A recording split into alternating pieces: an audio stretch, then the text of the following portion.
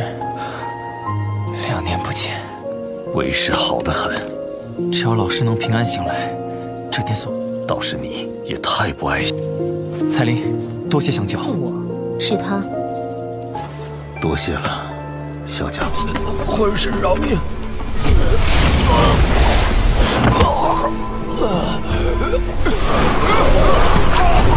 果然融合成功了，融合了2种异火，可以为您练。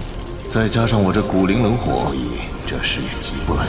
主要的只是3种东西：血丹、7品鼎2、7阶魔兽的金3，以具斗宗强者。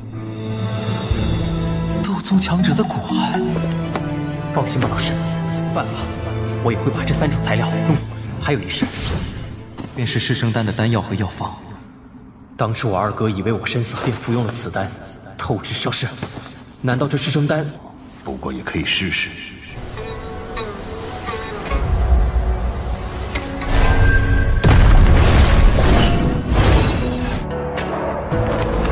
看来不仅伤势痊愈，他好像是盘门的手。Di episode sebelumnya, Xiao Yan kembali ke akademi dalam bersama Medusa dan mereka bertemu dengan Tetua Sukian.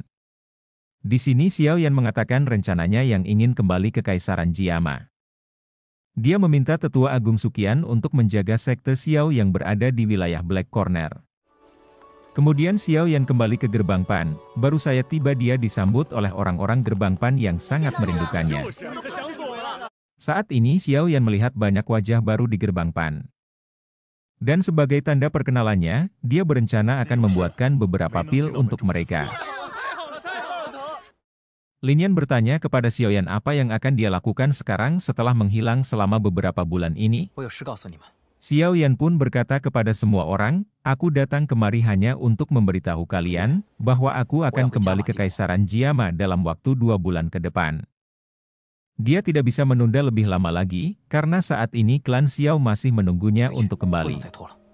Tentu saja semua orang yang mendengar itu ingin ikut membantu Xiao Yan.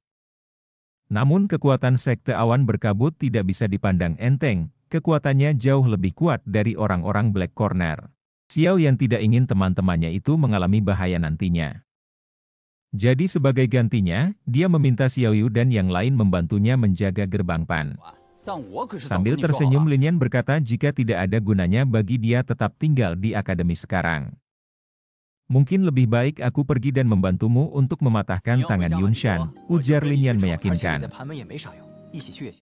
Xian juga melompat ke arah Xiao Yan, dia bertanya kenapa hanya Lin Yan yang bisa pergi denganmu? Aku juga seharusnya bisa ikut. Apakah kau meragukan kemampuanku? Selain itu kau telah berjanji kepadaku untuk membuatkan pil transformasi. Mendengar perkataan dua temannya itu, Xiao Yan pun tidak bisa berkata-kata. Dia pun akhirnya bersedia mengajak Lin Yan dan Xian ikut ke Kaisaran Jiama. Namun dengan syarat, mereka berdua harus mengikuti semua arahannya. Xiao Yan kemudian berkata kepada Wu Hao dan Yu Jian yang berada di sampingnya. Dia meminta agar kedua temannya itu dapat membantunya mengelola Gerbang Pan untuk sementara waktu. Di masa depan jika anggota Gerbang Pan lulus dari Akademi Dalam, mereka bisa bergabung dengan klan Xiao di Black Corner. Rencananya itu sebelumnya telah disetujui oleh Tetua Agung Sukian. Kemudian Xiao Yan bangkit dari tempat duduknya, dia berencana ingin membuatkan beberapa pil untuk mereka. Di tempat lain Liu Qing dan Lin Xiuya sedang berlatih tanding.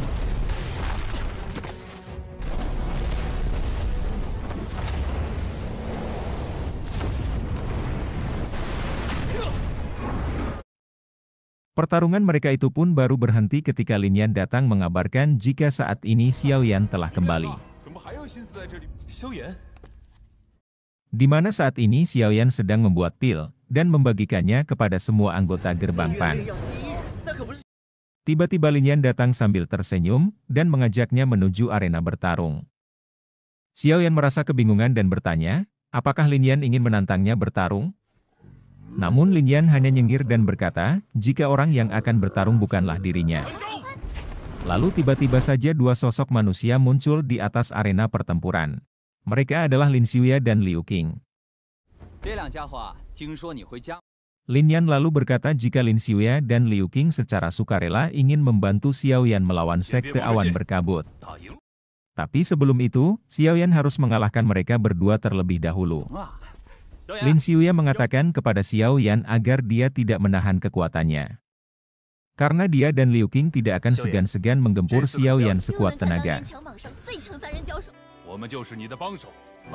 Dan seketika Douqi yang kuat melonjak keluar dari tubuh Liu Qing dan Lin Xiuya. Masing-masing dari mereka segera menuju ke arah Xiaoyan dengan kekuatan yang sangat mematikan. Secara bersamaan keduanya melepaskan serangan yang kuat dari sisi kiri dan kanan. Jelas saja Xiaoyan terkejut melihat kerjasama antara keduanya yang telah mencapai tingkat sedemikian hebat. Namun tentu saja serangan mereka berdua itu belum bisa menyulitkan Xiaoyan. Semua orang dibuat tercengang melihat dua kaki Xiaoyan menahan tinju Lin Xiuya dan Liu Qing, yang membuat mereka berdua mundur 10 langkah secara bersamaan.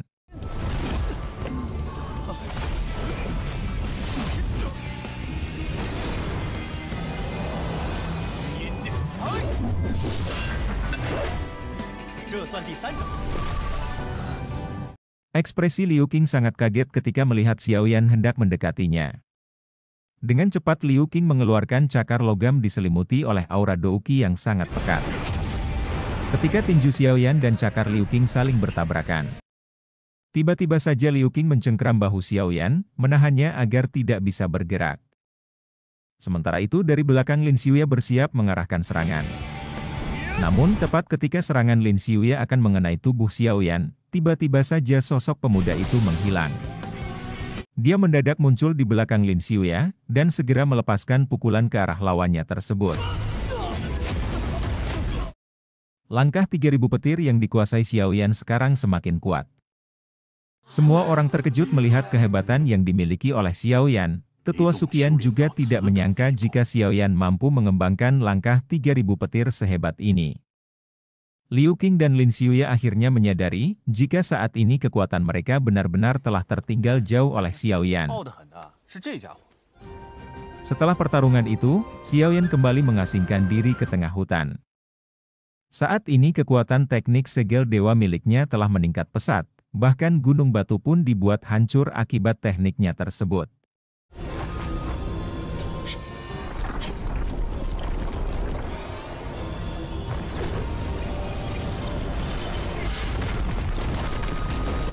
Sosok tubuh Yaolao muncul dan berkata, jika teknik pemecah gunung ini sangat layak menjadi keterampilan bertarung tingkat bumi tahap lanjut.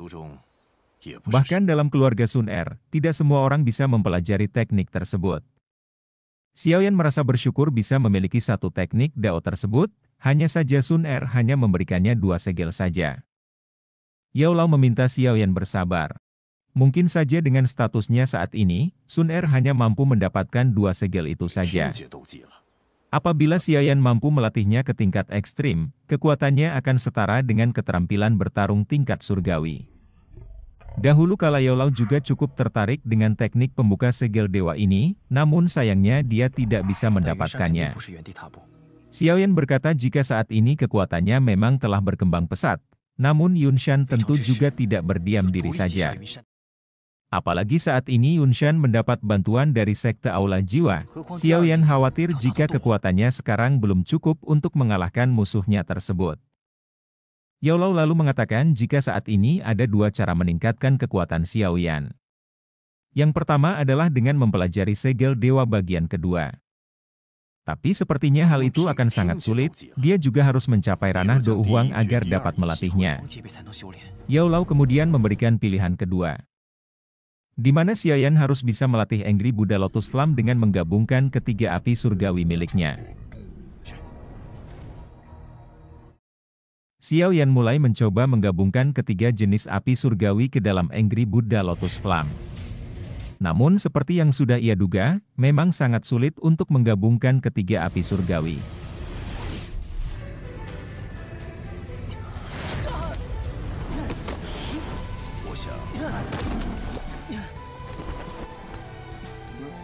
Namun karena ingin segera mendapatkan kekuatan yang besar dan demi membalaskan dendamnya kepada Yunshan, Xiaoyan tidak pernah berhenti. Setelah beberapa kali mengalami kegagalan, kali ini tampaknya ada beberapa kemajuan.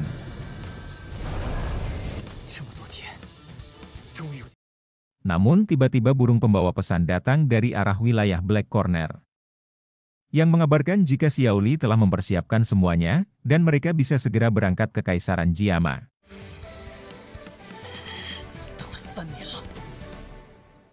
Xiaoyan kemudian menemui Tetua Suqian dan yang lainnya untuk berpamitan. Pelatihannya selama 3 tahun di gerbang dalam ini tidak akan bisa dia lupakan. Xiaoyan berkata jika kedepannya mereka membutuhkan bantuan, dia berjanji akan membantu mereka.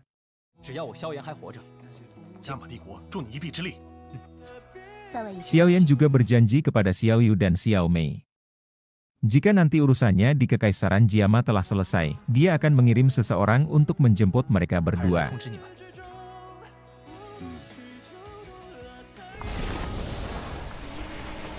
Xiao Yu khawatir. Dia bertanya kepada Tetua Suqian apakah Xiaoyan bisa mengalahkan Yun Shan. Tetua Su lalu berkata walaupun saat ini kekuatan Xiaoyan masih kalah dibanding Yun Shan, tapi dia yakin jika pemuda itu akan kembali membuat kejutan.